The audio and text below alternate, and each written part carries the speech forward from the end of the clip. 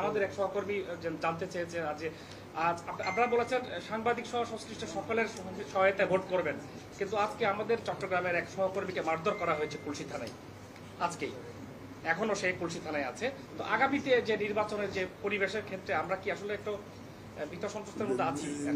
না বুঝতে পারছি ভাই, আজকে কি ঘটনা আমি জানিও না, এটা আমি ব্যাকগ্রাউন্ডে জানি না, এটা নিয়ে ব্যাখ্যা আমি দিতে পারবো না, এটা বলে তো লাভ নাই, এটা দেও না। তবে ভোটে একদম বললাম তো, আমরা will do everything necessary to ensure যাতে সাংবাদিকরা প্রপারলি সংবাদটা সংগ্রহ করে সঠিক তথ্যটা, কারণ আপনারা হবেন আমাদের চোখ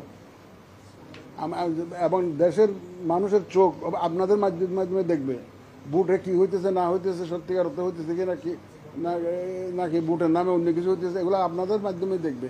আমরা এখন প্রতিটি কেন্দ্রে কেন্দ্রে রুমে রুমে তো আমরা ক্যামেরা পাঠাচ্ছি না, আপনাদের মাধ্যমেই তো মানুষ জানবে। স্যার, আমরা যদি চোখ হই তাহলে আপনার অন্যান্য যেসব আইন শৃঙ্খলা রক্ষাকারী বাহিনীর কথা বলা হচ্ছে, ওনারা আপনার অন্যান্য অর্গানগুলো হাত পা, তাদের কি বলবেন কিনা আপনাদের চোখ আপনাদের চোখগুলোকে রক্ষা করার জন্য? অবশ্যই বলবো আমরা, এবং তারা দে আর সেন্সিবল এনাফ টু আন্ডারস্ট্যান্ড যে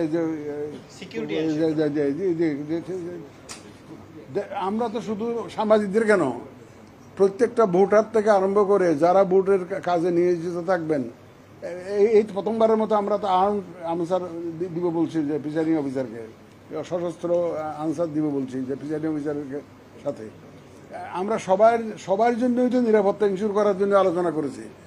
সাংবাদিকদেরকে তো আলাদা করে ভাবছি না। আমরা দেশের 13.5 কোটি ভোটার এবং এই সবাই যাতে যারা যাতে আসতে পারেন, নিরাপদে ভোট দিতে পারেন এবং নিরাপদে বাড়ি ফিরে যেতে পারেন, সেই ব্যবস্থাটাই তো করবো। সুতরাং ইনশাল্লাহ অসুবিধা হবে না, এটা আপনাদের নিরাপত্তা নিয়ে।